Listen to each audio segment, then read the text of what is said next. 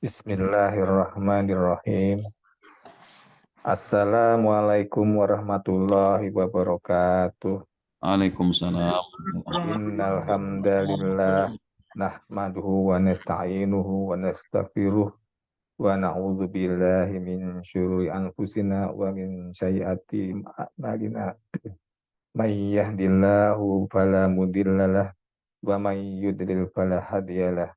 Wa asyhadu an la ilaha illallah wahdahu la syarikalah wa asyhadu anna Muhammadan abduhu wa rasuluh.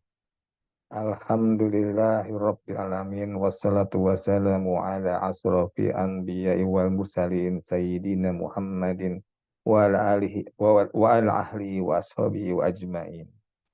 Rabbis shrah li sadri wa yassir li amri wahlul 'uqdatam min lisani yafqahu qawli, amma ba'd.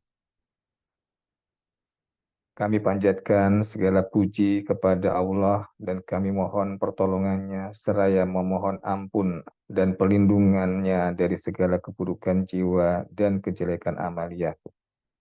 Barang siapa telah Allah berikan petunjuk jalan baginya, maka tidak ada yang bisa menyesatkannya. Dan barang siapa yang telah Allah sesatkan jalannya, maka tiada yang bisa memberinya petunjuk. Aku bersaksi bahwa tiada Tuhan selain Allah, dan aku bersaksi bahwa Nabi Muhammad hamba Allah dan utusan Allah. Puji syukur senantiasa kita ucapkan kehadirat Allah Subhanahu wa taala yang telah memberikan limpahan karunia-Nya sehingga kita kembali bisa berkumpul malam ini di waktu dan tempat virtual yang insya Allah dimuliakan dan mendapat keberkahan sebagaimana nama dari perkumpulan kita ini, yaitu berkah mulia Indonesia. Amin. Salawat dan salam serta salam semoga tetap tercurah dan dilimpahkan kepada junjungan kita, yakni baginda Nabi Muhammad SAW, beserta kepada keluarganya, sahabatnya, dan kepada kita selaku umatnya hingga akhir zaman. Amin. Sebagaimana biasa, dalam perjumpaan kita kali ini, acaranya adalah satu pembukaan sudah kita lakukan tadi. Kemudian tilawah surah An-Nur ayat 54 sampai 56 oleh Ustadz Budi Wibowo. Kemudian terjemahnya oleh Bapak Joner. Kalau belum ada mungkin bisa di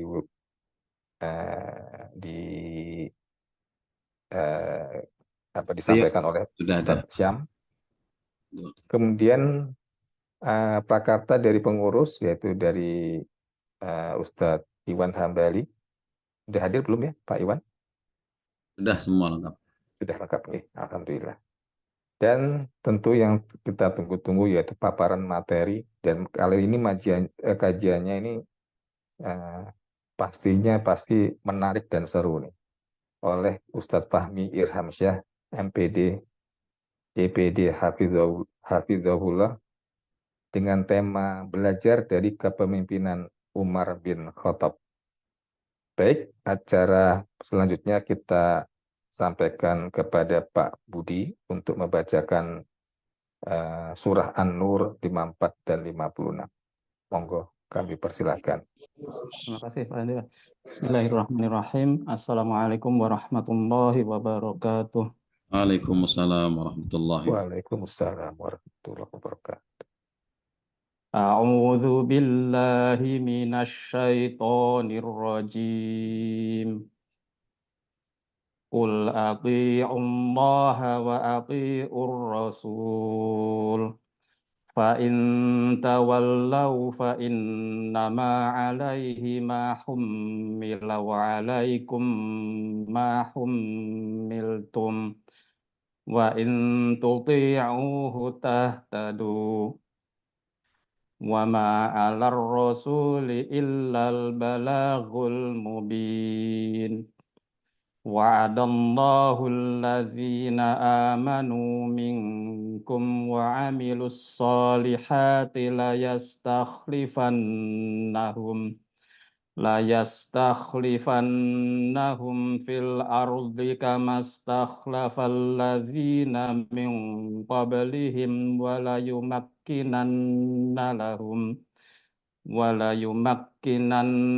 لهم دينهم الذي ارتضى لهم وليبدلنهم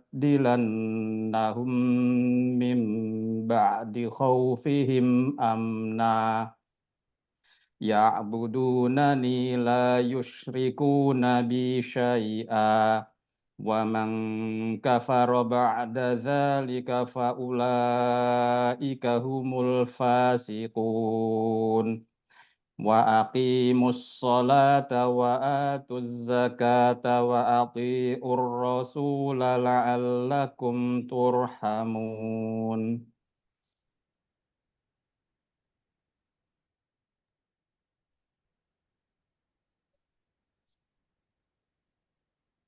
Bismillahirrahmanirrahim. Aku berlindung kepada Allah dari godaan syaitan yang terkutuk. Katakanlah, taatlah kepada Allah dan taatlah kepada Rasul. Jika kamu berpaling, maka sesungguhnya kewajiban Rasul Muhammad itu hanyalah apa yang dibebankan kepadanya. Dan kewajiban kamu hanyalah apa yang dibebankan kepadamu. Jika kamu taat kepadanya, niscaya kamu mendapat petunjuk. Kewajiban Rasul hanyalah menyampaikan amanat Allah yang jelas. Allah telah menjanjikan kepada orang-orang di antara kamu yang beriman dan yang mengerjakan kebajikan bahwa Dia sungguh akan menjadikan mereka berkuasa di bumi sebagaimana Dia telah menjadikan orang-orang sebelum mereka berkuasa. Dan sungguh Dia akan meneguhkan bagi mereka dengan agama yang telah Dia ridhoi. Dan Dia benar-benar mengubah keadaan mereka setelah berada dalam ketakutan menjadi aman sentosa. Mereka tetap menyembahku dengan tidak menyekutukanku dengan sesuatu pun. Tetapi barang siapa tetap kafir setelah janji itu, maka mereka itulah orang-orang yang fasik. Dan laksanakanlah sholat, tunaikanlah zakat, dan taatlah kepada Rasul Muhammad agar kamu diberi rahmat. Assalamualaikum warahmatullahi wabarakatuh. Salam.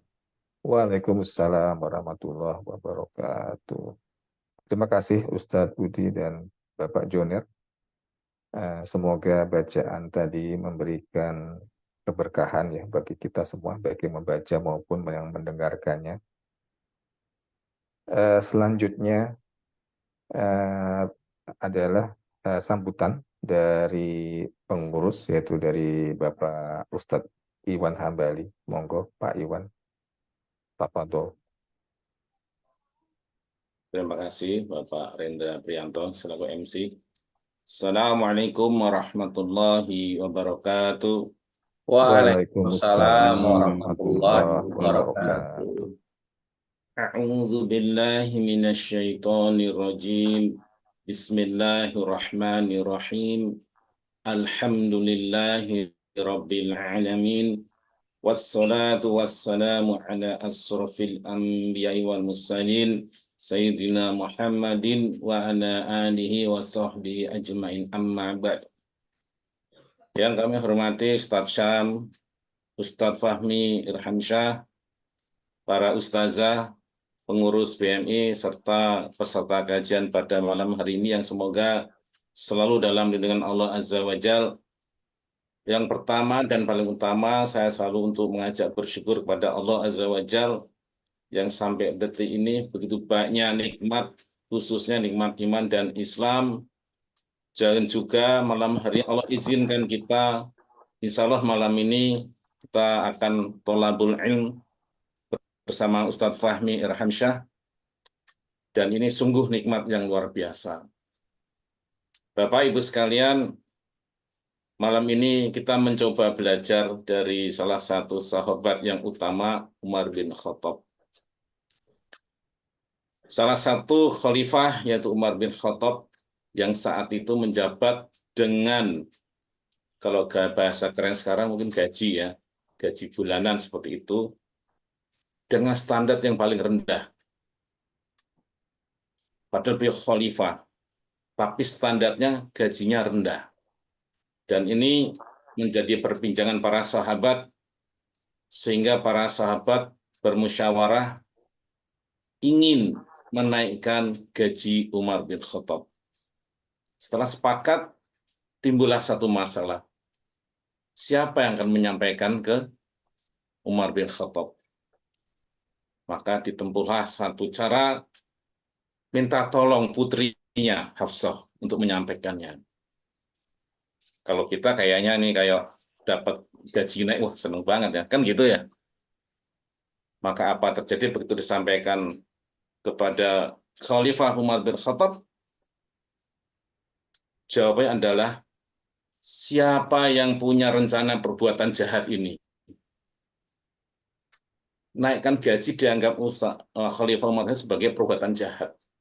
Ya putriku Hafsah, apa kau lihat bahwa makananku lebih buruk dari makanannya Rasulullah? Apa yang kau lihat pakaianku lebih buruk dari pakaiannya Rasulullah? Apakah yang kau lihat rumahku lebih buruk dari rumahnya Rasulullah? Artinya Umar bin Khattab tidak buta terhadap dunia, tidak takjub terhadap dunia. Semuanya patoknya pada Rasulullah. Tidak ada suatu pun yang ada pada Umar bin Khattab yang lebih buruk dari Rasulullah. Rasulullah sangat sederhana, baik makanannya, pakaiannya, rumahnya. Maka beliau salah satu contoh pemimpin yang kita impikan di masa saat ini. Insya Allah kurang lebih 10 hari lagi bangsa yang kita cintai, bangsa Indonesia akan melaksanakan satu pesta demokrasi tanggal 14 Februari, maka mari kita mohon petunjuk Allah Azza wa Jalla untuk mendapatkan pemimpin yang mungkin tidak bisa seperti Umar bin Khattab, tetapi kita boleh berdoa pada Allah, semoga Allah berikan kita pemimpin yang adil dan amanah dan yang melindungi agama Islam. Barangkali itu saja itu yang akan kami sampaikan dalam rangka kita menghadapi tanggal 14 Februari tahun 2024. Terima kasih. Assalamualaikum warahmatullahi wabarakatuh. Waalaikumsalam warahmatullahi wabarakatuh. Terima kasih Bapak Iwan Hambali untuk sambutannya. Dan sekarang tibalah pada saat yang kita tunggu bersama, yaitu kajian. Ini adalah kajian yang baru ya di tempat kita, dan benar-benar ini melengkapi materi-materi yang sudah kita selama ini pelajari. Ada materi akidah, fikih, dan kita lengkapi dengan tarikh dan peradaban atau sejarah. Dan ini sangat menarik sekali karena saya sendiri juga sangat senang tema-tema ini, tema sejarah ya. Dan kita akan belajar bersama Ustadz Fahmi Irhamsyah mengenai kepemimpinan dari Umar bin Khattab. Dan ini saya setuju dengan Pak Iwan nih. Kayaknya ini diangkat sengaja dalam rangka 14 Februari. Nah, apakah betul, apakah tidak, atau malah episode-episode yang lain yang akan disampaikan oleh Ustadz Fahmi? Mari kita dengarkan sama-sama. Dan mohon nanti disiapkan pertanyaan-pertanyaan. Karena begini, ini banyak yang teman-teman yang sebetulnya ingin nanya, tapi mungkin juga agak malu. Ini teman-teman yang nanya ini mewakili teman-teman yang lain. Jadi mohon teman-teman yang biasa bertanya atau juga mempersiapkan diri. Monggo Ustadz, kami persilahkan. Tafadhol masykuro. Baik, terima kasih Rendra Prianto. Suara saya terdengar jelas ya? Jelas Ustadz, terima kasih. Bersih. Bismillahirrahmanirrahim. Alhamdulillahirabbil alamin. Alladzi allafa baina qulubina fa asbahna bi ni'matihi ikhwana. Asyhadu an la ilaha illallah wahdahu la syarika lahu wa asyhadu anna Muhammadan abduhu wa rasuluh la nabiyya ba'dah. Wa qala Allah ta'ala, a'udzu billahi minasyaitonir rajim. Bismillahirrahmanirrahim. Wa iz ja'alnal baita masabatan lin-nasi wa amna wattakhidhu min maqami Ibrahim musalla, ila akhir ayat. Jemaah masyarakat muslimin, jemaah BMI Berkah Mulia Indonesia yang sama-sama kita senantiasa tentunya bersyukur kepada Allah Subhanahu wa taala karena pada malam hari ini ya, di tengah sebagian besar masyarakat kita lagi nunggu debat pamungkas nih ya. Kita meluangkan waktu sejenak untuk kita menghadiri majelis ilmu. Mudah-mudahan hadirnya kita di majelis ilmu ini walaupun secara virtual membuat keberkahan, yang menambah keberkahan di dalam hari-hari yang kita lalui. Karena para ulama menjelaskan bisa jadi karena ibadah yang kita lakukan itu yang mungkin jumlahnya dibandingkan dengan aktivitas lainnya ya, itu tidak sebanyak aktivitas dunia kita lainnya, tapi bisa jadi yang sedikit itulah yang membawa keberkahan. Sebagaimana nasihat beberapa ulama tatkala bicara bulan Ramadan, walaupun cuma 1 bulan, bisa jadi kehadirannya laksana kehadiran Nabi Yusuf alaihissalam yang membawa kebaikan pada 11 saudara lainnya. Jadi 1 bulan Ramadan kalau kita maksimalkan bisa jadi itu yang membawa keberkahan pada 11 bulan berikutnya. Sama juga dengan ibadah sholat kita. Sholat kalau dihitung 1 hari kira-kira berapa jam itu totalnya? 5 waktu itu kalau di total nyampe 2 jam? Kayaknya enggak ya Pak ya? Kalau di total mungkin rate-nya kalau 10 menit saja sekali sholat, mungkin hanya 50 menit. Ya, kalau tidak dihitung sholat-sholat sunnahnya, sholat wajib saja yang minim itu 50 menit. Bisa jadilah yang 50 menit inilah ketika kita beribadah kepada Allah, ini yang membawa keberkahan pada 23 jam 10 menit lainnya. Termasuk juga tentunya majelis ilmu ini. Karena para ulama menjelaskan bahwa tamannya orang-orang muslim itu adalah qala Rasul, qala Allah, qala Rasul. Riyadus Sholihin, tamannya orang-orang soleh itu adalah majelis-majelis ilmu. Dan moga-moga dengan hadirnya kita di sini bertambah keberkahan kita. Salawat beriring salam telah kita sanjungkan pada Habibana wa Nabiyana Muhammad sallallahu alaihi wasallam, yang tentunya juga kita hormati, kita doakan bersama guru-guru kita sekalian, Ustadz Syam, Ustadz Iwan Hambali, dan seluruh asatid yang tidak bisa disebutkan satu persatu. Semoga guru-guru kita semua diberikan keberkahan oleh Allah Subhanahu wa taala, keluarganya diberikan keluarga yang sakinah, mawaddah, warahmah, dan kita semua juga senantiasa bisa istiqomah di dalam syariat, di dalam menjalankan aktivitas kita sehari-hari hingga kelak ajal menjemput kita, dan mudah-mudahan kita wafat dalam keadaan husnul khatimah. Amin ya rabbal alamin. Hari ini tema kita tentang belajar dari kepemimpinan Umar bin Khattab radhiyallahu taala an. Saya mau mengulas dulu sekilas tentang Umar bin Khattab yang dituliskan oleh para ulama sirah. Profil beliau ini secara usia lebih tua atau lebih muda dari Nabi Shallallahu Alaihi Wasallam, Bapak Ibu? Lebih muda. Lebih muda. Makanya wafatnya itu usianya sama dengan usia Nabi. Beliau wafat itu juga 63 tahun. Ya. Nama lengkapnya adalah Umar bin Khattab bin Nafil bin Abdul Uzza. Beliau termasuk salah satu dari Bani Adi. Kalau saya sering bilang, Bani Adi ini salah satu kabilah yang terdidik. Ya, di kalangan orang-orang Quraisy itu adalah Bani Adi. Sehingga Umar bin Khattab dikatakan para ulama termasuk salah satu orang yang pada masa itu sudah bisa baca tulis. Ya. Jadi termasuk yang terdidik ya. Bani Adi ini terdidik, bisa baca tulis. Yang kedua dari sisi ekonomi juga termasuk mapan. Makanya nanti hobinya Umar itu adalah bergulat. Karena sudah selesai dengan urusan dunianya. Dan memang secara fisik Umar termasuk yang fisiknya itu tinggi besar di kalangan orang-orang Quraisy.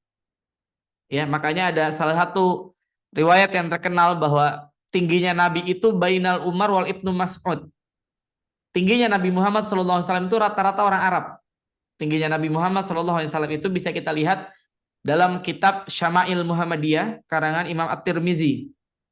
Ya, bagaimana ciri-ciri fisiknya Nabi Muhammad SAW antara Umar dan Abdullah bin Mas'ud. Karena Umar simbol orang Arab yang tinggi besar. Sedangkan Abdullah bin Mas'ud itu termasuk yang kecil. Sampai para ulama bilang kalau Umar itu naik onta ya Pak, maka kakinya itu seringkali nyeret. Saking badannya memang tinggi besar. Maka wajar Umar ini adalah juara gulat Setiap tahun itu jadi di dekat Mekah itu ada beberapa sayembara-sayembara. Di antaranya sayembara sastra dan sayembara fisik ya, gulat. Dan yang juara berturut-turut itu adalah Umar bin Khattab radhiyallahu taala an. Jadi wajar kalau orang-orang itu pada takut sama Umar bin Khattab radhiyallahu taala an karena Umar ini adalah juara gulat ya. Juara gulat kalau waktu itu ya belum ada silat atau sejenisnya gitu. Jadi ya gulat itu pertarungan itu. Maka juaranya adalah Umar bin Khattab radhiyallahu taala an. Beliau masuk Islam ketika usia beliau 27 tahun. Saya ingin meng-highlight sedikit. Jadi waktu Umar bin Khattab radhiyallahu taala an usia 25 tahun, beliau termasuk anak muda yang sudah berkumpul di Darun Nadwah. Jadi di Quraisy itu ada perkumpulan orang-orang Quraisy namanya Darun Nadwah yang rata-rata itu orang-orang tua yang kumpul di sana. Tapi perwakilan dari Bani Adi adalah Umar bin Khattab. Jadi Umar itu pada saat itu bisa mungkin dibilang legislator muda gitu, senator muda, Pak. Jadi Umar itu karena memang punya kecerdasan yang mumpuni ya, yang luar biasa. Kemudian fisiknya juga mumpuni dan keturunan orang yang terhormat dari Bani Adi. Maka Umar itu sudah kumpul bersama dengan orang-orang tua pada waktu itu.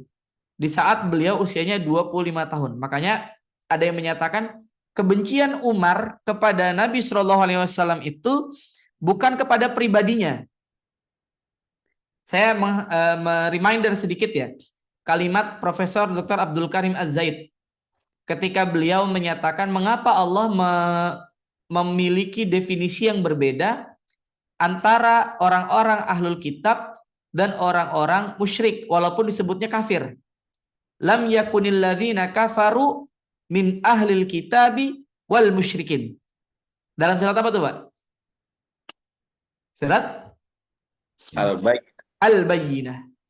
Kata Abdul Karim Az-Zaid, saya ingat sekali kalimat beliau. Beliau bilang seperti ini. Perbedaannya adalah ahlul kitab itu cenderung mudah menerima syariat,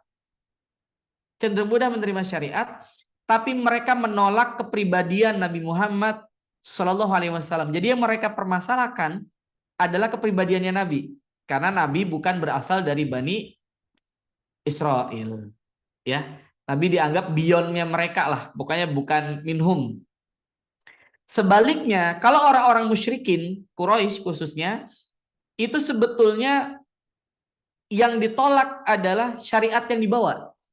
Tapi pribadinya Nabi itu nggak ditolak, karena Nabi adalah minhum, bagian dari mereka.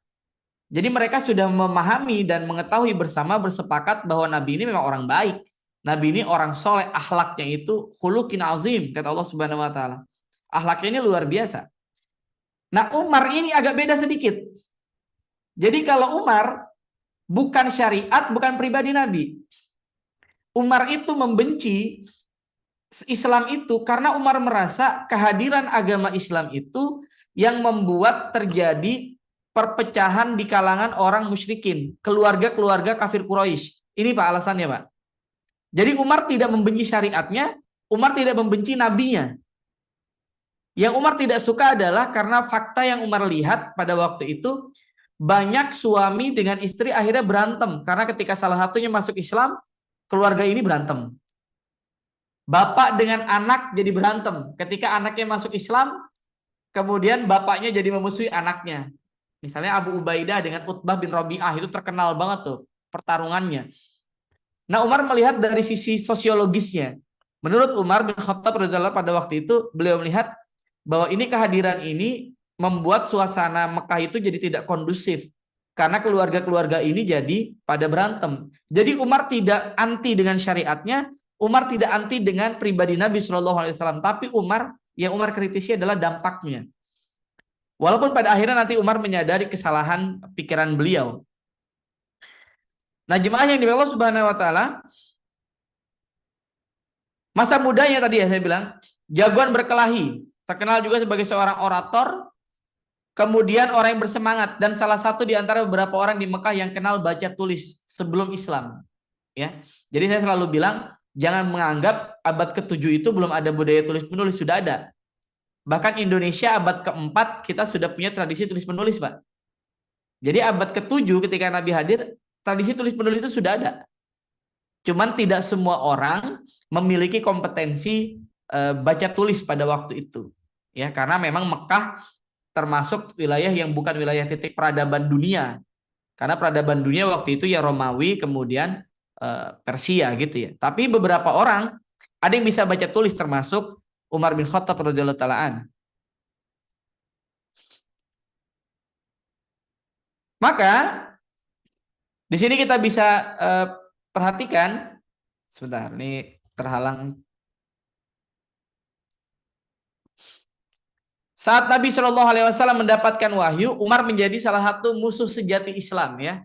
Dan Umar sangat ingin membunuh Nabi. Tadi penyebabnya bukan kebencian pada Nabi, bukan kebencian pada syariat. Jadi Umar ini kalau saya bilang keluar dari pakemnya, ya, tidak seperti kebanyakan orang Quraisy memandang Nabi Shallallahu Alaihi Wasallam, tidak seperti kebanyakan ahlul kitab memandang Nabi Shallallahu Alaihi Wasallam. Tapi yang Umar lihat adalah ini membawa kerusakan. Jadi beliau cukup objektif bahwa pribadinya Nabi ini nggak masalah, syariat yang dibawa juga nggak masalah, gitu ya. Tapi yang beliau lihat adalah orang jadi pada berantem, gitu ya. Sehingga kita tidak boleh juga mengeneralisir hari ini. Bisa jadi ada orang yang belum masuk Islam, belum ketemu saja apa namanya matchnya di mana gitu.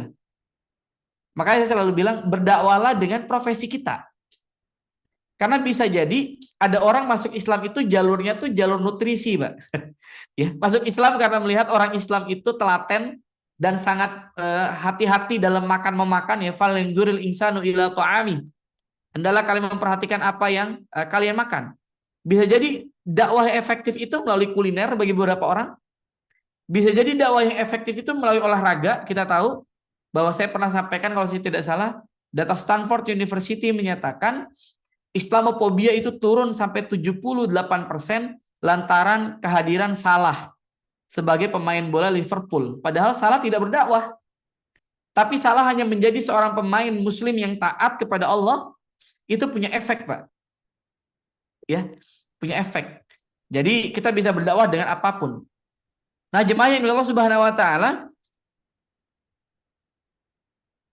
maka saat Umar ingin membunuh Nabi Shallallahu Alaihi Wasallam, disinilah akhirnya doanya Nabi Shallallahu Alaihi Wasallam itu diijabah Allah Subhanahu Wa Taala. Jadi di antara orang yang didoakan untuk masuk Islam itu ada dua, Umar bin Khattab, yang kedua adalah Ammar bin Hisham. Ya, Umar bin Khattab, yang kedua adalah Ammar bin Hisham. Tapi yang akhirnya dikabulkan Allah Subhanahu Wa Taala ada Umar bin Khattab radhiyallahu taala. Jadi pada waktu itu Umar ingin membunuh Nabi Shallallahu Alaihi Wasallam. Di tengah perjalanan bertemulah beliau dengan Sa'ad bin Abi Waqqas. Nah, Sa'ad bin Abi Waqqas saat itu bilang, engkau lebih baik memperhatikan keluargamu sendiri karena mereka telah masuk Islam. Jadi Umar punya adik namanya Fatimah. Nah, Fatimah ini masuk Islam bersama dengan suaminya. Maka pada saat itu Umar mendatangi rumahnya Fatimah. Dan Fatimah pada waktu itu dikatakan para ulama sedang belajar kepada salah satu sahabat dari Nabi Shallallahu Alaihi Wasallam, ya, yang namanya adalah Salim. Jadi ketika datang itu ada riwayat menyatakan Fatimah dengan suaminya sedang belajar Al-Quran pada seorang sahabat namanya Salim.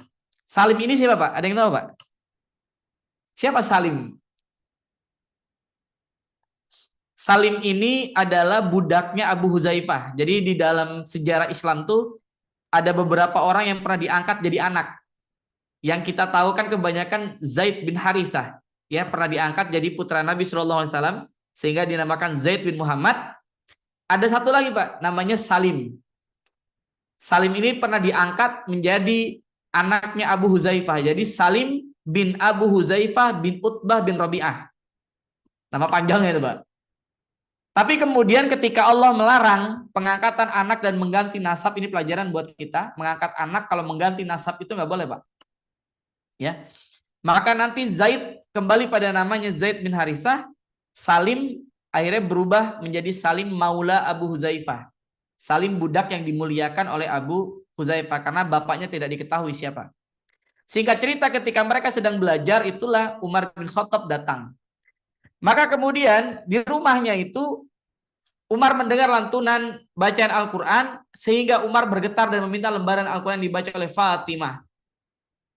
Ya, ada riwayat yang menyatakan bahwa surat yang didengar adalah surat Toha. Lalu kemudian Umar bergegas meminta lembaran itu, tapi dilarang oleh Fatimah karena Umar waktu itu belum mandi. Akhirnya Umar mandi junub terlebih dahulu.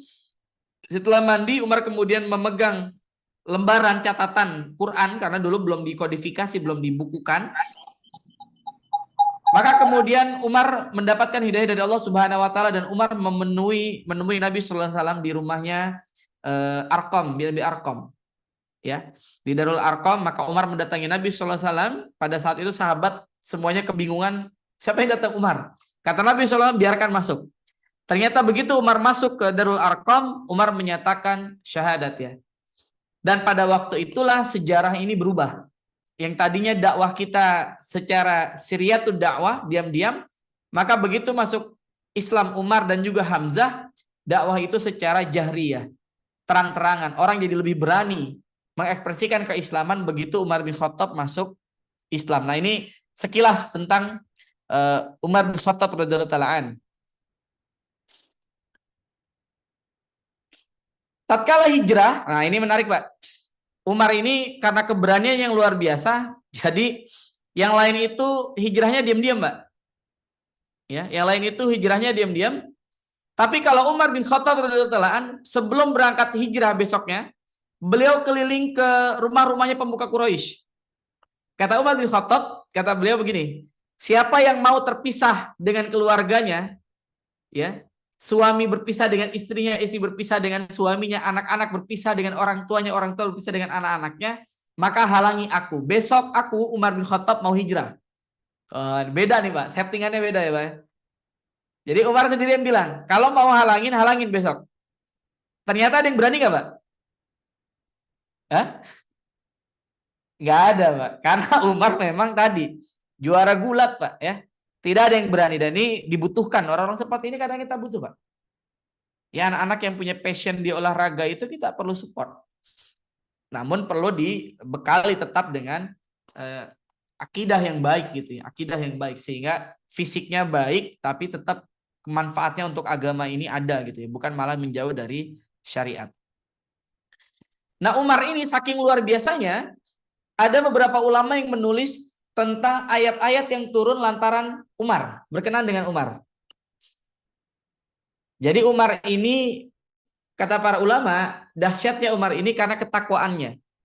Allah berfirman, wattaqullah wa yu'allimukumullah. Bertakwalah kepada Allah, maka Allah akan mengajarimu. Sehingga para ulama menyatakan ilmu itu akan datang ketika kita memperbaiki takwa kita dulu, Pak. Jadi kalau kita nih lagi belajar nih dengan Ustadz Syam ya, dengan para asatid di BMI, kita kok nggak paham-paham gitu ya. Yang perlu kita perbaiki itu pertama ketakwaan kita dulu, Pak. Karena wattaqullah wa yu'allimukumullah. Bertakwa kepada Allah, maka Allah akan mengajarimu. Umar ini bukan lulusan ilmu politik. Umar bukan doktor bidang ilmu politik, bukan lulusan hubungan internasional. Umar nggak pernah ikut Lemhanas gitu ya. Umar tidak mengetahui tentang ilmu-ilmu yang luar biasa pada hari ini kita riset-riset kita misalnya. Tidak pernah membaca jurnal-jurnal Scopus yang Q1 dan seterusnya. Tapi begitu Umar menjadi khalifah, kepemimpinannya luar biasa. Kenapa bisa kayak gitu, Pak? Waalaikumsalam. Tadi, Pak, takwa. Makanya kalau tadi menyangkut tadi, cari pemimpin itu memang ketakwaannya dulu yang kita lihat. Wattaqullah wa yu'allimukumullah. Takwalah kepada Allah, bertakwalah kepada Allah, maka Allah akan mengajarimu. Nah, saking luar biasanya ketakwaan Umar bin Khattab radhiyallahu anhu, begitu Umar merespon satu fenomena atau peristiwa yang terjadi pada masa itu, Allah kemudian mengabadikan peristiwa itu dalam Al-Quran. Di antaranya ada beberapa ayat sebetulnya, tapi dua ini saja yang kita ulas karena waktu kita terbatas. Di antaranya surat At-Tahrim, Pak. At-Tahrim itu kita tahu kisahnya adalah tentang madu ya. Tentang madu yang akhirnya membuat Nabi SAW pada waktu itu menyatakan tidak mau lagi makan madu. Gitu Pak ya. Singkat cerita itu kisahnya karena Nabi kalau ke tempat Zainab bintu Jahsy radhiyallahu taala anha, beliau ini sering dikasih madu. Ya madunya itu nikmat gitu, luar biasa. Sehingga ada kecemburuan pada diri Aisyah dan juga Hafsah. Maka Aisyah dan Hafsah waktu itu berkoalisi bilang kalau Nabi mendatangi salah satu kita di antara kita, bilang mulutnya tuh bau nggak enak gitu. Ya, karena mereka tahu kalau di tempatnya Zainab Nabi itu dikasih madu. Ya, Maka dan Nabi Shallallahu Alaihi Wasallam pada waktu itu sampai ke salah satu di antara mereka, akhirnya dibilang nggak enak baunya. Nabi bilang kalau gitu saya tidak akan lagi makan madu. Akhirnya Allah tegur Nabi Shallallahu Alaihi Wasallam, ya ayuhan Nabi, lima tuharrimu ma ahallallahu lak tabtagi mardhata azwajik wallahu ghafurur rahim. At-Tahrim ayat 1. Wahai Nabi, lima tuharrimu ma, mengapa engkau mengharamkan ahallallahu lak, apa yang Allah halalkan bagimu? Tabtagi mardhata azwajik, apakah hanya karena ingin membahagiakan, merespon kehendak istri-istrimu? Nah, begitu tahu peristiwa ini, Pak, maka Umar mendatangi Hafsah. Umar negur Hafsah, asa rabbuhu in talaqakunna ayyubdilahu azwajan khairan minkuna. Ya, muslimatin mukminatin qanitatin taibat saihatin sayyibati wa abkara. Jadi Umar bin Khattab radhiyallahu anhu menegur Hafsah pada waktu itu ya, karena Hafsah ini adalah putri beliau. Allah bisa saja asa rabbuhu in talaqakunna ayyubdilahu azwajan min khairin kunna. Allah bisa saja ya menyuruh nabinya untuk mentolak kalian, mentolakmu wahai Hafsah. Dan Allah kemudian menggantikan posisimu dengan wanita yang lebih baik. Ya, tadi di dalam ayat itu panjang itu. Jadi lebih taat, kemudian ahli ibadah dan seterusnya. Nah, itu teguran Umar, Pak. Umar menegur Hafsah, kemudian peristiwa ini diabadikan oleh Allah Subhanahu wa taala menjadi ayat surat At-Tahrim ayat 5. Jadi di antara asbabun nuzul surat At-Tahrim ayat 5 adalah teguran Umar bin Khattab kepada Hafsah karena peristiwa itu. Ya bayangkan kalau surat At-Tahrim nggak turun, Mbak, mungkin madu hari ini haram buat kita. Karena Nabi pernah tidak mau makan madu. Yang kedua adalah Al-Baqarah 125 yang tadi sempat di awal saya bacakan. Ketika itu belum ada syariat kita sholat di makam Ibrahim. Nah, ini saya sedikit meng-highlight ya karena ada yang salah paham. Makam Ibrahim itu dianggap kuburan Nabi Ibrahim. Makam Ibrahim itu apa maknanya, Pak?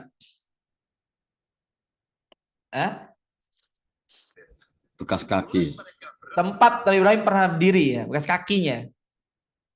Wa idz yarfa'u Ibrahimul qawaida minal baiti wa Ismailu rabbana taqabbal minna innaka antas samiul alim. Jadi tempat Nabi Ibrahim itu pernah berdiri di situ ya, qiyam ya. Jadi tempat berdirinya Nabi Ibrahim itu. Bukan kuburan. Kalau kuburannya di mana, Pak? Makamnya Nabi Ibrahim itu di mana kuburannya? Di mana, Pak? Kuburan Nabi Ibrahim itu hari ini? Israel. Ya, di Palestina ya, Al-Khalili. Ya, sekarang diabadikan jadi sebuah masjid namanya Masjid Ibrahimi. Setengahnya kaum muslimin, setengahnya milik Yahudi. Nah, waktu itu tidak ada kebiasaan itu, maka Umar bertanya, ya Rasulullah, kenapa kita nggak sholat di situ? Ya, kita nggak sholat di makam Ibrahim itu. Maka Allah kemudian turunkan firman-Nya, wa iz ja'alnal baita masabatan linnasi wa amna wattakhizu mim maqami Ibrahima musalla. Jadi lagi syariat sampai hari ini, Pak. Ya, kalau kita habis tawaf, maka sunnahnya adalah kita sholat 2 rakaat di makam Ibrahim. Nah, ini lantaran pertanyaannya Umar bin Khattab. Jadi bayangkan Umar nanya, yang jawab langsung Allah Subhanahu wa taala. Umar negur anaknya, yang merespon langsung Allah Subhanahu wa taala. Ini saking luar biasanya Umar bin Khattab, karena Nabi sallallahu alaihi wasallam bilang, seandainya ada nabi setelahku, maka dia pasti Umar bin Khattab. Tapi tidak ada lagi nabi setelahku. Ya, karena Umar ini perpaduan akal yang tajam ya, orang yang sangat cerdas, tegas, dan fisik yang memang juga luar biasa. Nah, jemaah yang Allah Subhanahu wa taala, singkat cerita, Beliau menggantikan Abu Bakar As-Siddiq radhiyallahu taala an ini lantaran endorse-nya Abu Bakar. Jadi saya reminder sedikit. Kalau Abu Bakar As-Siddiq radhiyallahu taala an waktu itu adalah kesepakatan para sahabat. Sebetulnya Abu Bakar tuh pengennya siapa Pak yang jadi khalifah? Ingat gak Pak? Waktu Nabi meninggal, kan terjadi dialog tuh antara para sahabat. Yang diusulkan menjadi khalifah tuh awalnya siapa Pak? Oleh Abu Bakar.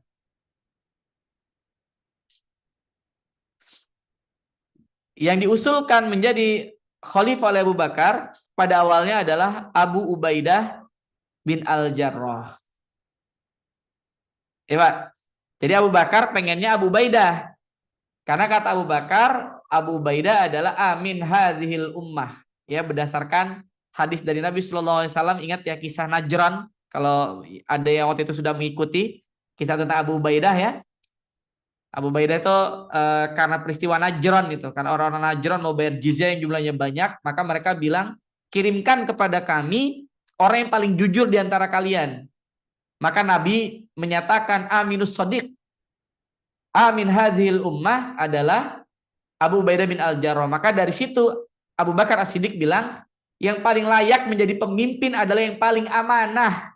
Ini kata Abu Bakar, Pak. Maka yang paling amanah di umat ini adalah Abu Ubaidah bin Al-Jarrah menurut Abu Bakar As-Siddiq radhiyallahu taala. Tapi kata Abu Ubaidah, lah, jangan saya. Yang paling layak menjadi pemimpin ya setelah Nabi Shallallahu Alaihi Wasallam wafat itu adalah Abu Bakar As-Siddiq radhiyallahu taala. Karena Abu Bakar Siddiq jujur. Yang kedua kontribusinya untuk umat jelas. Abu Bakar punya kontribusi besar buat umat, mendampingi Nabi Shallallahu Alaihi Wasallam di saat-saat kritis ya. Yang berikutnya yang paling penting juga, secara tersirat Nabi menginginkan Abu Bakar menjadi pemimpin karena Abu Bakar ini selalu diangkat menjadi imam. Waktu Nabi sakit, maka pengganti sebagai imam Nabi Shallallahu Alaihi Wasallam adalah Abu Bakar As-Siddiq. Tetapi Umar bin Khattab ini berbeda. Umar bin Khattab pada waktu itu menjadi khalifah karena memang sebelum Abu Bakar As-Siddiq wafat, Abu Bakar itu berkeliling mengendorse Umar bin Khattab.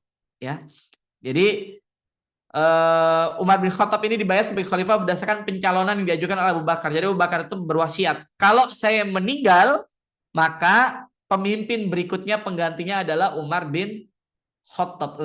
Sehingga kita bisa menyatakan dalam sejarah peradaban Islam ini, cara memilih pemimpin itu, toolsnya itu bisa berbeda-beda Pak tiap zaman. Maka hari ini kita ada demokrasi pemilu misalnya tanggal 14 Februari nanti, yaitu ijtihad yang hari ini bisa kita tempuh. Jadi jangan sampai kita golput gitu Pak. Sayang sekali suara umat Islam kalau kemudian golput ya. Karena kalau kita tidak menggunakan hak pilih kita, orang-orang Islam tidak peduli kepada politik, maka kita harus siap dipimpin oleh politisi-politisi yang tidak peduli kepada umat Islam ya. Maka dari sini kita belajar Umar bin Khattab radhiyallahu anhu naik lantaran kontribusi dari Abu Bakar As-Siddiq yang mengendorse Umar bin Khattab radhiyallahu anhu. Di bawah kepemimpinannya, Umar bin Khattab ini memimpin dengan luar biasa sehingga ada percepatan yang luar biasa. Saya lupa deh, kita udah pernah belajar kepemimpinannya Abu Bakar belum ya? Kalau Abu Bakar memang menurut pandangan saya wajar ketika perluasannya tidak seluas Umar bin Khattab karena Abu Bakar itu banyak pemberontakan. Ya, kaum Riddah yang menolak membayar zakat. Kemudian nabi-nabi palsu. Jadi di dalam negeri itu banyak gejolak. Sehingga Abu Bakar pada waktu itu memang banyak fokusnya di dalam negeri. Tapi Umar bin Khattab radhiyallahu taala suasana dalam negeri sudah relatif kondusif. Karena kepemimpinan Abu Bakar As-Siddiq sebelumnya. Jadi ada hasil yang luar biasa gitu. Sehingga Umar itu bisa dibilang ya nikmat dari Allah Subhanahu wa taala rezeki pada kepemimpinan Umar, masyarakatnya sudah relatif baik gitu kan. Ya, peninggalan dari pemimpin sebelumnya yakni Abu Bakar As-Siddiq radhiyallahu anhu. Jadi sangat wajar kenapa ekspansinya luar biasa, jauh sekali sampai nanti Syam karena relatif tidak banyak gejolak-gejolak kecil. Apa pelajarannya, Pak? Kalau mau aktif di luar ya, kalau mau eksis di luar, rumah tangga harus selesai dulu gitu Pak. Dalam negerinya sudah harus selesai dulu. Gimana bisa ekspansi keluar kalau dalam negerinya belum selesai gitu. Ya, saya selalu bilang kenapa Nabi bisa berkholwat, sering-sering berkholwat ya. Ketika beliau usia 40 tahun menjelang jadi nabi itu sering ke gua Hira sampai akhirnya menjadi nabi. Karena Nabi sudah selesai dengan dirinya. Ketika 40 tahun Nabi sudah selesai dengan dirinya. Dunianya sudah selesai. Hanya fokus kemudian memikirkan kontribusinya untuk umat. Hanya fokus kemudian berpikir tentang apa yang harus saya lakukan untuk mendekat kepada Allah Subhanahu wa Ta'ala. Kita hari ini banyak udah usianya luar biasa banyak. Tapi belum selesai dengan dirinya Pak. Dia masih bingung. Saya ngapain berislam gitu ya. Bukannya fokus untuk menyiapkan bekal akhirat. Dia malah masih bingung gitu Pak. Makanya usia 40 tahun itu sudah warning. Para ulama bilang 40 tahun itu orang sudah mulai beruban. Uban itu bukan tahap berikutnya dari rambut hitam, bukan. Uban itu adalah kembali. Karena aslinya ternyata rambut kita tuh putih Pak. Ya, kemudian diwarnai oleh Allah Subhanahu wa Ta'ala. Maka putih itu bukan setelah hitam, tapi putih itu sebelum hitam. Kembali, siap-siap kita harus kembali kepada Allah Subhanahu wa Ta'ala. Maka sudah harus selesai dengan diri kita. Nah, ini pelajaran dari Umar bin Khattab radhiyallahu anhu. Kenapa bisa ekspansi? Karena sudah selesai dengan dalam negerinya. Ya, sudah selesai dengan pemerintahan di dalam negeri sehingga bisa ekspansi. Maka kedamaian, keamanan dalam negeri itu menjadi hal yang sangat penting. Ya, kemudian juga administrasi pemerintahan dan seterusnya tadi juga sempat disinggung ya, termasuk Baitul Mal dan lain sebagainya. Ini juga luar biasa kontribusinya Umar. Dan Umar ini sangat sederhana. Ia merakyat dari sisi pakaian sehingga nanti ada riwayat ada pemimpin dari wilayah lain datang mencari khalifah. Umar waktu itu lagi tiduran di bawah pohon kurma, Pak. Kaget dia. Seorang pemimpin yang sangat dikenal di dunia Islam ya, luar biasa. Tapi hanya tidur di dekat pohon kurma, sederhana sekali. Ya, Umar memilih hidup dengan sederhana. Walaupun kita juga tidak boleh menafikan karena nanti gayanya Utsman agak beda. Utsman hidupnya perlente karena Utsman memang sangat kaya raya. Tidak boleh juga kita gampang menilai orang. Ya, saya termasuk yang salah juga, Pak. Dulu saya termasuk memandang orang Islam tuh sekaya apapun dia harus hidup sederhana. Pakaiannya, kendaraannya dan seterusnya. Tapi ternyata saya salah, Pak. Karena ada juga orang yang punya kebutuhan memang harus tampilnya perlente. Apalagi pengusaha-pengusaha itu ya. Saya ketika di Inggris itu kalau ngisi pengajian di beberapa lokality itu ya dijemputnya dengan mobil mewah gitu ya. Saya diskusi kenapa kayak gini. Ya karena banyak mereka cerita akhirnya rata-rata kalau mereka backgroundnya pengusaha mereka butuh itu. Ya butuh kendaraan yang bagus, butuh jam tangan yang memang mahal untuk penampilan, perform. Karena bisnis yang mau dibicarakan ini bisnis bukan 10 juta, 20 juta, bikin ratusan M.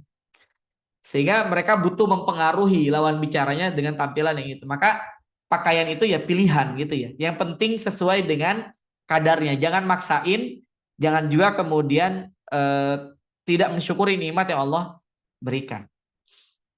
Nah, jemaah yang Allah Subhanahu wa Ta'ala,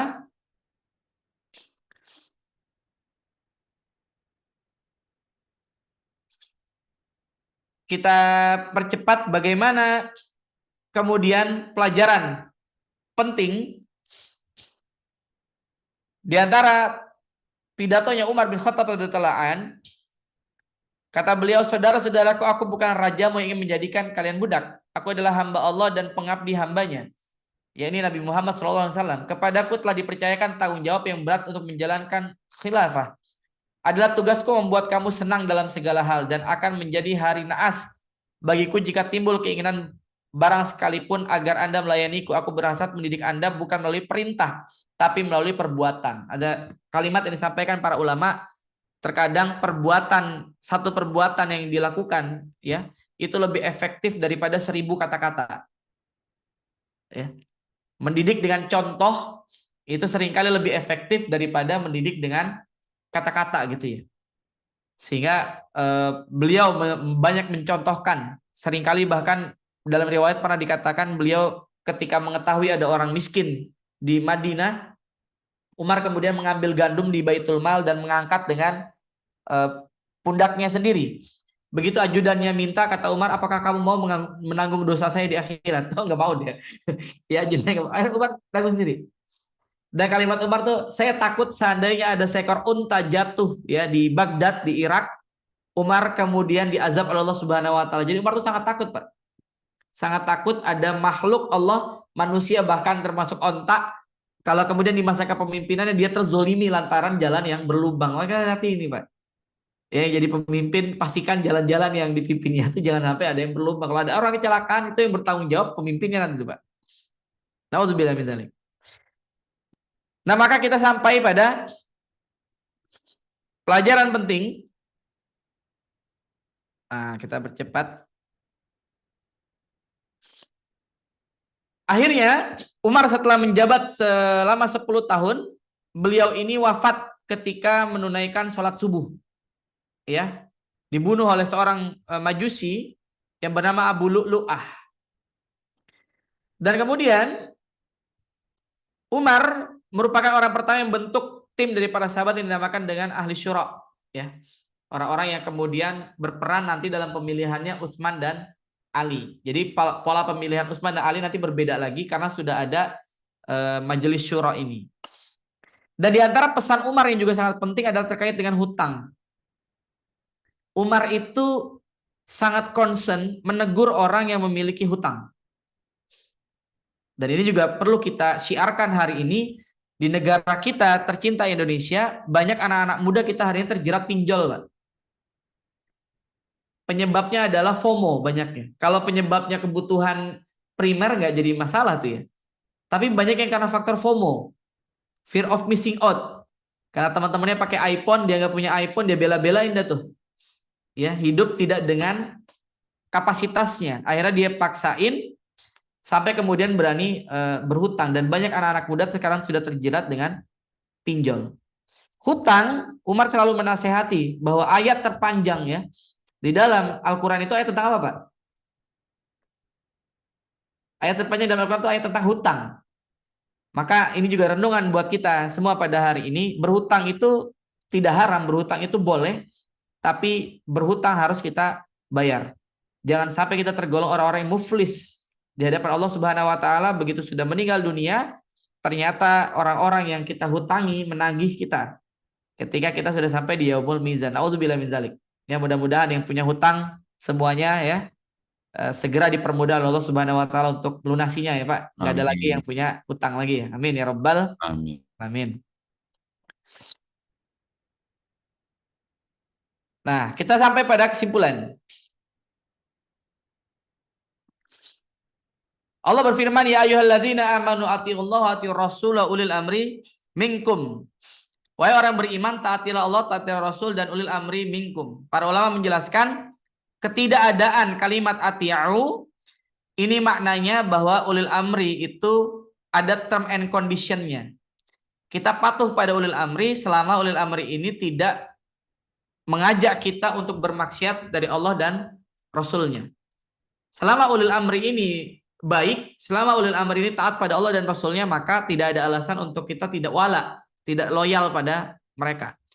Tapi kalau sudah ada penyimpangan, ada kemaksiatan, ya ada penyimpangan terhadap demokrasi misalnya saat ini ya, atau ada penyimpangan terhadap etika-etika, nilai-nilai moral, itu menyimpang, maka tidak ada lagi ketaatan kepada pemimpin.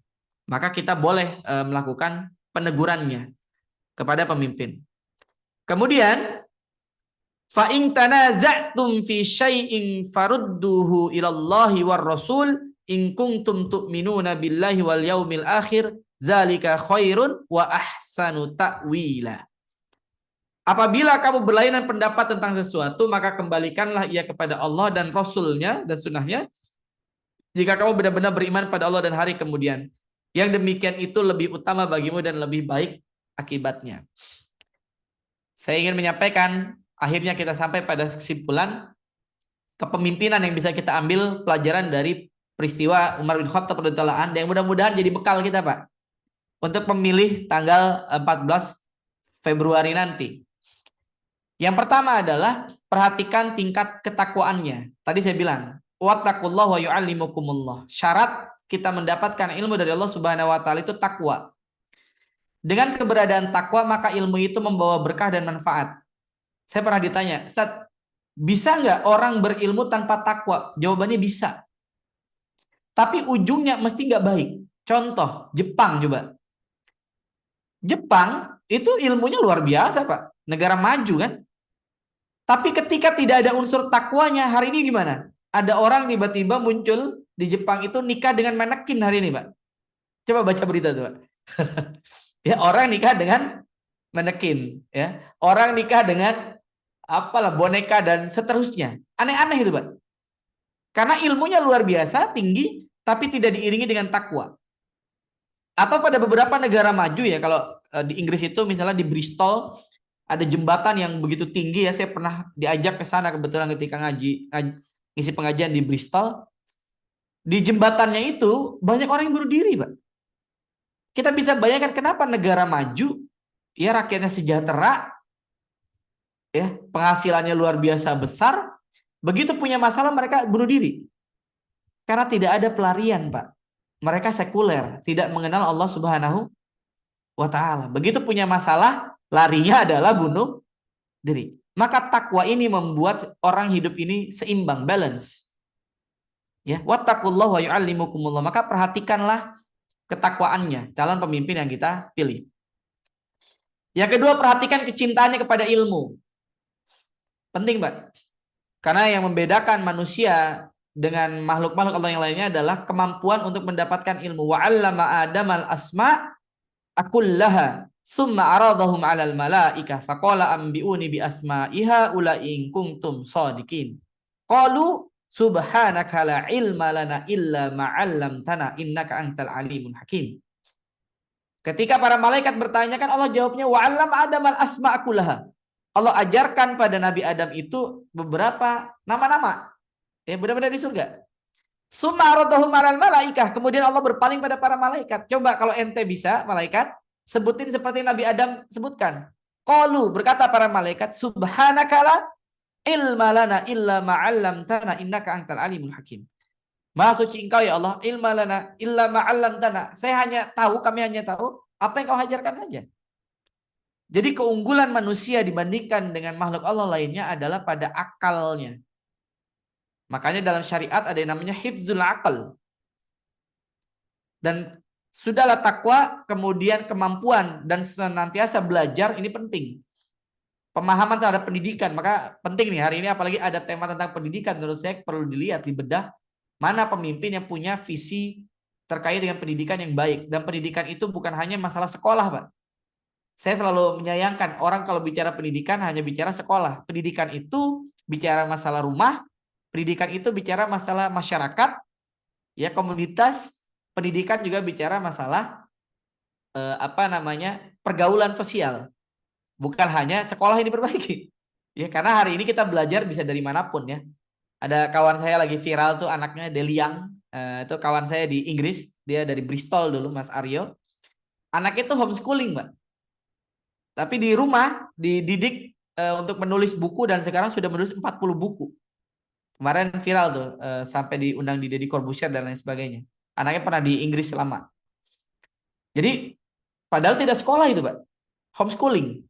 Maka bicara pendidikan tidak hanya bicara masalah sekolah, tapi bagaimana peranata pendidikan itu dikelola oleh negara. Ya, rumah, kemudian masyarakat, ini juga perlu dicek. Yang ketiga, qawiyul jism.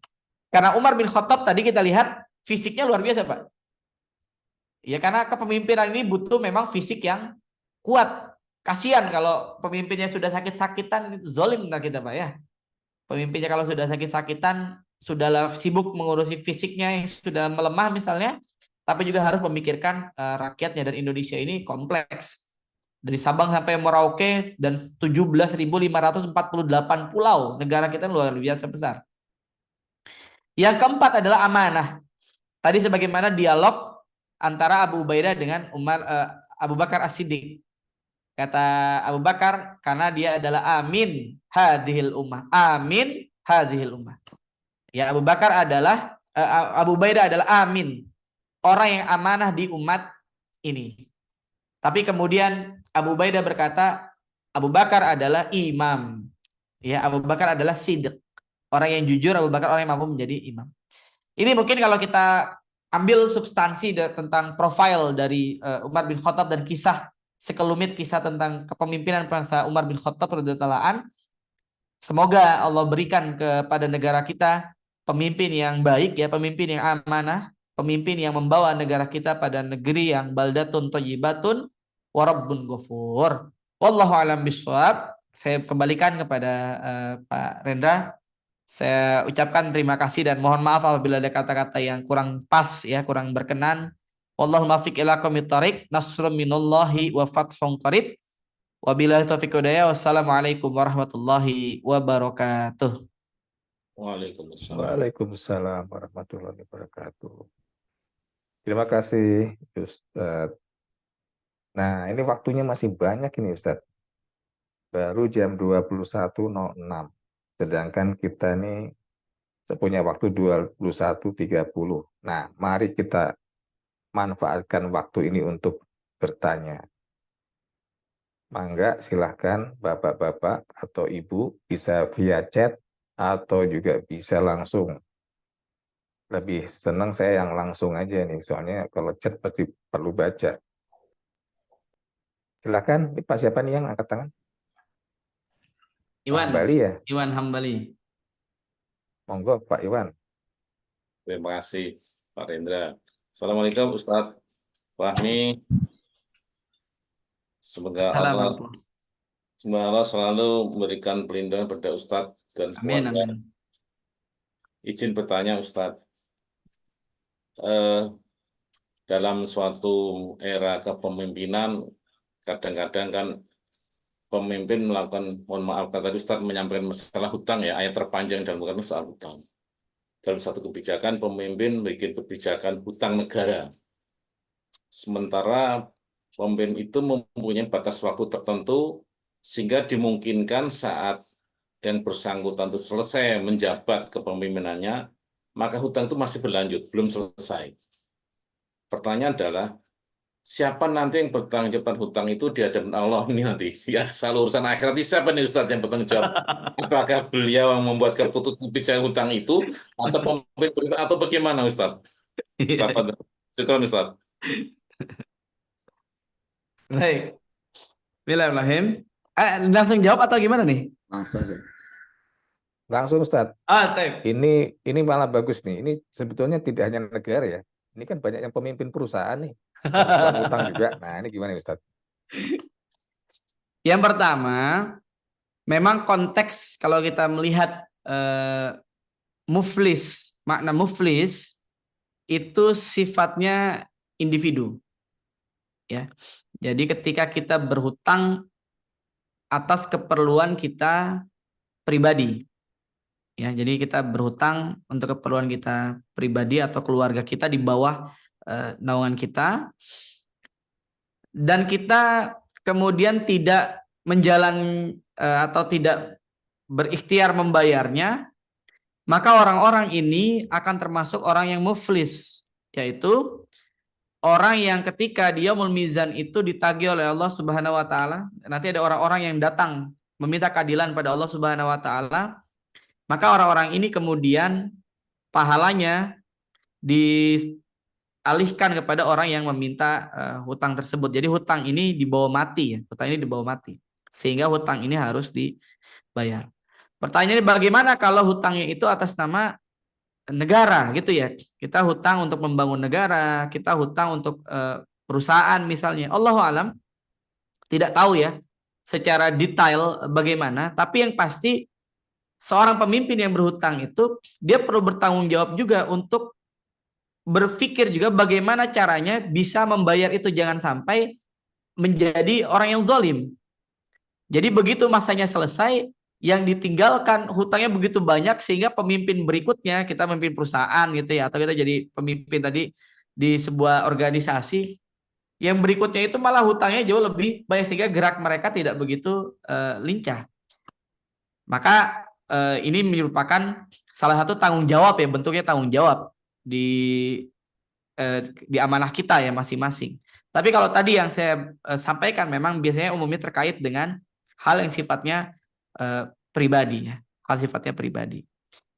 Dan ini juga menggambarkan kepada kita bahwa memang sebaiknya jangan terlalu mudah ya, bermudah-mudahan dalam berhutang ya. Makanya kalau kita perhatikan ayatnya itu Pak di surat Al-Baqarah itu kan, di situ bahkan disyariatkan para ulama itu, pertama kalau kita ngutang kita harus ngasih tahu kapan bayarnya kan gitu. Artinya kita harus tahu kita bisa bayar kan gitu kan kalau ngutang itu Pak. Ya, adabnya tuh kita harus ngasih tahu, saya nih utang sama Pak Renda, misalnya Pak Renda saya utang ya 1 juta. Adabnya tuh saya yang berhutang harus ngasih tahu, Pak saya ngutang tanggal 25 Maret saya bayar. Adabnya tuh begitu. Ketika saya tidak ngasih tahu, ya, maka Pak Renda itu boleh nanya ke saya, Ustaz, ini saya kasih tapi saya mau tahu kapan dibayarnya. Kalau kita ditanya jangan tersinggung tuh Pak. Ini kan pelajarannya apa berarti? Kita kalau berhutang kita harus sudah tahu, ini kira-kira bisa bayarnya kapan. Makanya usahakan utang yang memang kira-kira kita mampu untuk membayarnya. Hari ini yang terjadi banyak orang berhutang nggak jelas kemampuan dari membayarnya. Gitu kan ya? Nah, ini juga hati-hati, jangan tuh tanggung jawab kita tuh. Yang kedua, di situ berdasarkan ayat di surat Al-Baqarah itu sebaiknya dituliskan. Ya, ada saksinya. Ada saksinya. Karena tadi yang ditakutkan adalah kemudian dipertanggungjawabkan di hadapan Allah Subhanahu wa taala utang ini ditagihkan kepada kita. Nah, kembali pada pertanyaan tadi, apakah kemudian utang negara ini dijadikan tanggung jawabnya kepada presiden? Allahu alam, saya nggak tahu ya. Tapi yang pasti kalau hutang kaitannya dengan pribadi itu akan nyampe kepada kita ya, kalau pribadi. Tapi kalau kita sebagai pemimpin negara atau pemimpin organisasi atau perusahaan tadi, memang sebaiknya saat kita berhutang kita sudah tahu sebelum saya selesai misalnya masa jabatan saya, ini hutang ini bisa diselesaikan misalnya gitu. Atau saya bisa tahu bahwa ini cara membayarnya itu saya sudah bisa membuat sistemnya. Jadi begitu saya sudah lengser, ini akan bisa terbayarkan. Jangan sampai kita menjadi pemimpin begitu kita selesai, yang mimpin berikutnya mendapatkan hutang yang begitu banyak gitu ya. Allahu a'lam. Baik, bagaimana Jazakallah Pak khair, Iwan? Ustaz. Pan.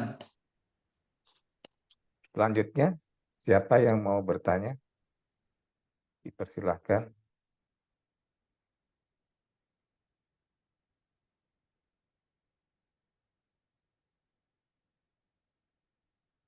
Pak Setio biasanya nanya nih, Pak Yudi kemarin. Udah Oh chat ya, ini. dari chat.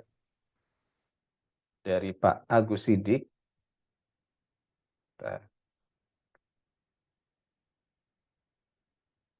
Assalamualaikum Ustadz, izin bertanya, apa yang dimaksud julukan Umar sebagai Al-Faruq dan apa yang sampai saat ini hasil kita bisa merasakan sukron? Silakan Ustadz. Saya yang kedua nggak terlalu paham ya. Yang pertama berkenaan dengan Umar Al-Faruq itu, ya ini kemampuan Umar dalam melihat mana yang hak, mana yang batil. Maka kecerdasan dalam melihat yang hak dan yang batil ini membuat Umar dijuluki sebagai Al-Faruq. Makanya salah satu doa yang perlu kita panjatkan adalah Allahumma arinal haqqo haqqo warzuqna tiba'a wa arinal batila batila warzuqna tinabah. Kita perlu bisa membedakan mana yang hak, mana yang batil. Mana hak, mana batil. Dan Allah melarang mencampur adukan wala talbisul haqqo bil batil wa taktumul haqqo wa antum ta'lamun. Nggak boleh mencampur adukan yang hak dan yang batil. Dan para ulama bilang tidak bisa satu hati itu ada dua terinstall, hak dan batil dari satu hati itu akan susah tuh. Ya. Maka dari sini pelajaran berharga dari yang kita ambil dari Umar bin Khattab radhiyallahu anhu, kemampuan beliau. Ini benar, ini enggak. Nah, itu kemampuan Umar yang luar biasa ya, tegas dalam urusan yang demikian. Sehingga nanti banyak pikiran-pikiran Umar ini akhirnya menjadi rujukan pada kitab-kitab usul. Misalnya tentang maslahat dan mafsadat. Ya, dalam kaidah usul itu dikatakan misalnya menghilangkan atau menghindari mudarat itu lebih utama daripada mengambil maslahat. Jadi takarannya ada batil, ada hak, ada maslahat, ada mafsadat. Ini luar biasa nanti rumusannya dalam kitab-kitab usul. Jadi kemampuan untuk bisa membedakan hak dengan batil itulah yang menyebabkan Umar dijuluki sebagai Al-Faruq. Kemudian berkenaan dengan apa tadi itu? Manfaat. Ini ada lanjutannya ini. Apa betul Al-Quran hasil dari, atau gini Pak Agus bisa langsung bertanya supaya lebih jelas Pak Agus. Boleh. Monggo Pak Agus. Aku juga kurang paham ini. Mungkin bisa dibuka mic-nya langsung saja.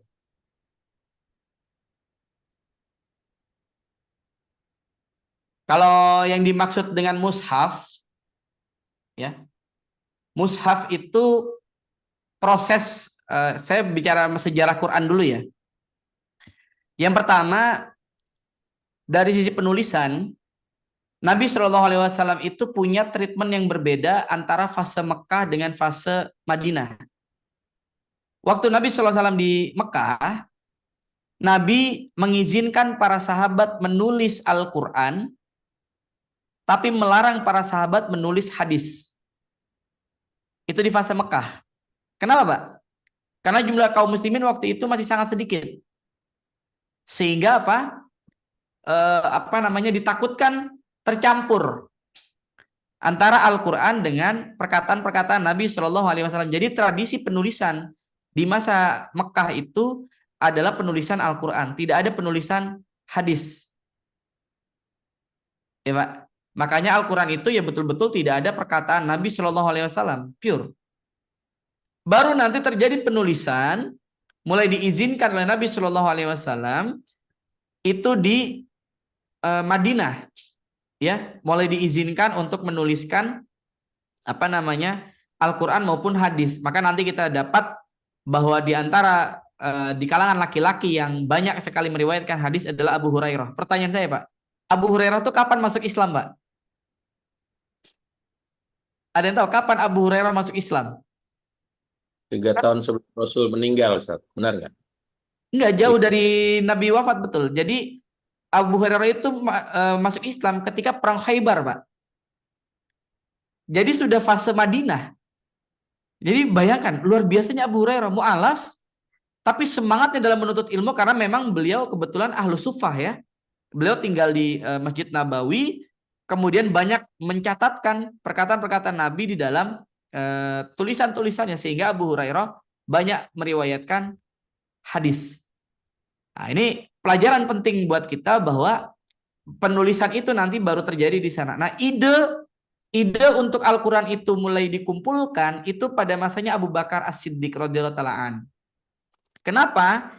Karena menjelang Nabi wafat terjadi peristiwa besar, yakni peristiwa yang namanya Bir Ma'unah.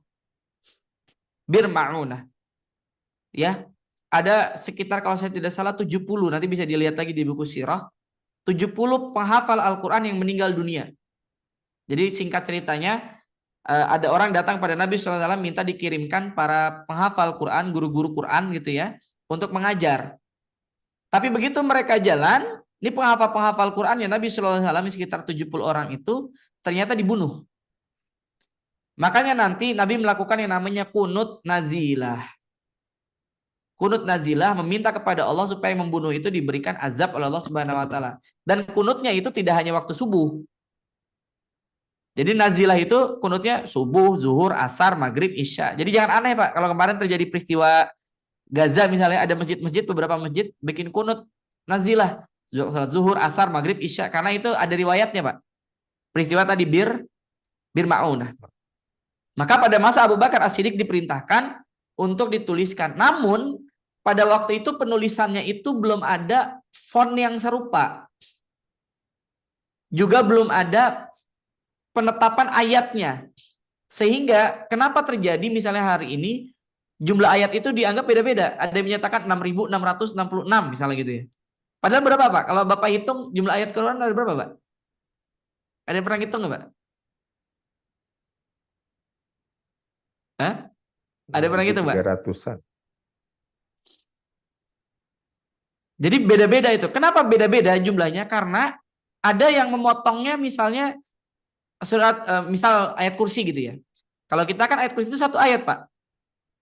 Tapi ada yang kemudian Allahu la ilaha illa huwal hayyul qayyum, satu ayat. La ta'khudhuhu sinatu wa la naum, dua ayat. Gitu, Pak. Sehingga bukan jumlahnya berbeda kok. Ini 6.666 kok ini lebih sedikit, kok ini lebih banyak. Itu bukan jumlah ayat yang berbeda, tapi penggalan-penggalannya yang ayatnya sama, Pak. Gitu ya, Pak. Karena belum ada format penulisan yang baku. Maka di masa Utsman bin Affan radhiyallahu ta'ala Utsman kemudian punya penyeragaman terhadap penulisan. Maka kita kenal dengan istilah Rosem Utsmani. Ya, Rosem Utsmani. Dan kalau kita merujuk kepada Arab Saudi, maka di negara-negara Arab, Rosem Utsmani ini kemudian kita kenal dengan istilah Quran pojok. Jadi Qurannya selesai di ujung. Sedangkan beberapa Quran buatan lokal kita tidak selesai di pojok. Gitu ya. Maka begitu ganti halaman formatnya beda. Karena layout dan fontnya yang memang belum standar. Tapi kalau menggunakan Rosem Utsmani maka sama semua. Yang kedua terkait dengan cara membaca juga beda, Pak. Ya, karena ada yang menyatakan qiraatus sab'ah, 7 riwayat, ada yang menyatakan qiraatul asyr, 10 riwayat. Jadi ada yang wadduha wallaili idza saja. Tulisannya sama, Pak, tapi cara bacanya beda. Kenapa? Karena riwayat bacaannya yang berbeda. Adapun kita, sebagian besar masyarakat Indonesia menggunakan riwayat siapa, Pak? Imam siapa, Pak? Hafiz. Imam Hafiz. Hafiz. Ya. Kita rata-rata Imam Hafiz. Ada sebagian saudara-saudara kita di lain ada yang Qalun, ada yang Waras dan seterusnya.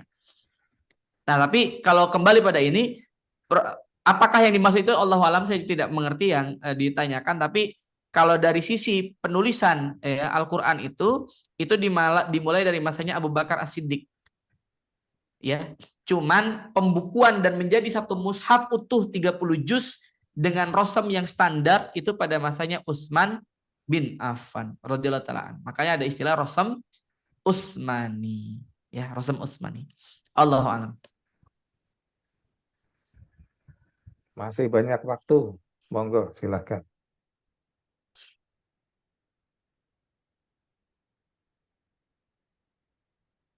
Budi ini udah mau tanya. Aku udah lihat gelagatnya. Ayo,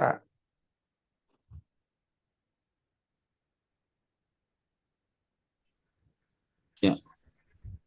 Oh, ini Pak Teguh. Monggo, Pak Teguh.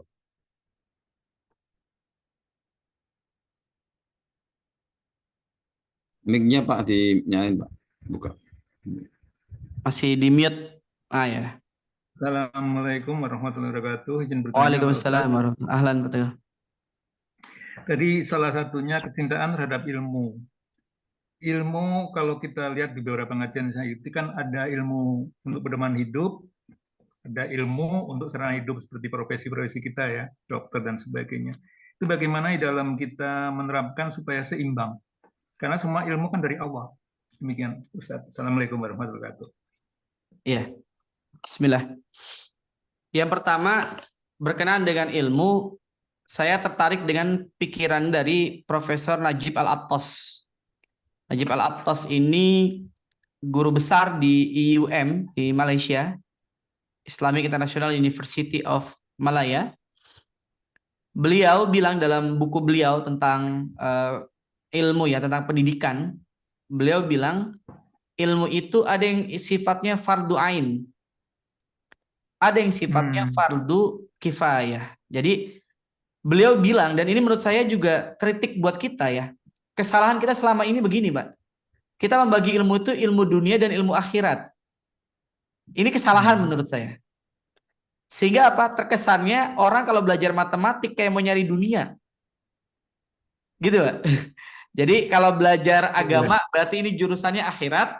Nah, belajar bahasa Inggris ini jurusannya dunia. Ini kesalahan, Mbak. Karena apa tadi? Bapak juga sampaikan, semua ilmu itu pada dasarnya kan dari Allah Subhanahu wa taala. Makanya firman-Nya Allah Subhanahu wa taala yang pertama tuh Iqra. Bismi rabbikal ladzi khalaq. Kata para ulama, Iqra itu kenapa bukan utlu? Padahal maknanya sama-sama fi'il amr tuh kalau kita belajar bahasa Arab ya, sama-sama baca, perintah baca. Kenapa bukan utlu? Utlu bismi rabbikal ladzi khalaq. Bisa aja tuh, Pak. Sama-sama baca. Ya. Tapi kenapa ikro? Kata para ulama karena ikro ini maknanya general. Kalau kita ada isim tuh isim makrifat, isim nakiroh, ya. Ada Ya. umum, ya, ada khusus. Jadi Ya. ikro itu general. Maksudnya apa? Belajar apa aja silahkan. Ilmunya ilmu apa aja. Tapi ingat, bismi rabbikal ladzi khalaq. Semua ilmu harus kemudian mengantarkan kita pada pemahaman bahwa Allah itu sang pencipta. Ya. Maka beliau Ya. mengkritik, dan ini menurut saya sepakat dengan kalimat beliau. Jangan ada lagi pandangan kita ilmu dunia, ilmu akhirat, Pak. Ya. Semua hakikatnya bisa mengantarkan seseorang pada akhirat. Tapi yang perlu kita bedakan adalah ilmu fardu kifayah dan ilmu fardu ain. Apa itu fardu ain dan fardu kifayah? Ilmu yang fardu ain adalah ilmu yang kaitannya dengan ibadah kita. Ya. Jadi seorang muslim, ya dia harus tahu cara toharoh gitu, Pak. Seorang muslim Ya. harus bisa baca Quran dengan baik dan benar. Karena kaitannya dengan sholat. Nggak bisa, kemudian kok Bapak nggak bisa baca Quran? Saya kan insinyur, saya kan dokter. Nggak ada alasan, Pak. Karena baca Al-Quran ini bagian dari sholat. Kalau sholat kita mau berkualitas, maka bacaan kita ya harus baik dan benar. Ya. Ini yang namanya ilmu fardu ain, yang kaitannya dengan ibadah-ibadah kita. Adapun ilmu yang sifatnya fardu kifayah, yang berkenaan dengan dunia kita. Karena Allah berfirman, wabtaghi fima ataqallahu darul akhirah. Kita harus mempersiapkan rumah di surga. Wala taksa nasibaka minad dunya. Tapi jangan lupa urusan kita di dunia. Jadi ilmu yang fardu kifayah ini dalam rangka kehidupan kita di dunia. Tapi ilmu ini juga harus mengantarkan kita pada pemahaman bismi rabbikal ladzi khalaq. Jadi kalau saya sering isi di sekolah-sekolah gitu ya, ketemu sama para guru, saya bilang nggak boleh lagi ada guru yang masih berpandangan ilmu itu ilmu dunia, ilmu akhirat. Enggak.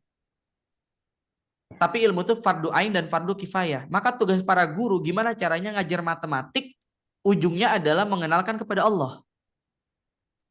Ngajar fisika, ujungnya anak ini makin soleh. Ngajar olahraga, ujungnya anak-anak ini kemudian makin beriman pada Allah. Nah itu tugasnya para guru.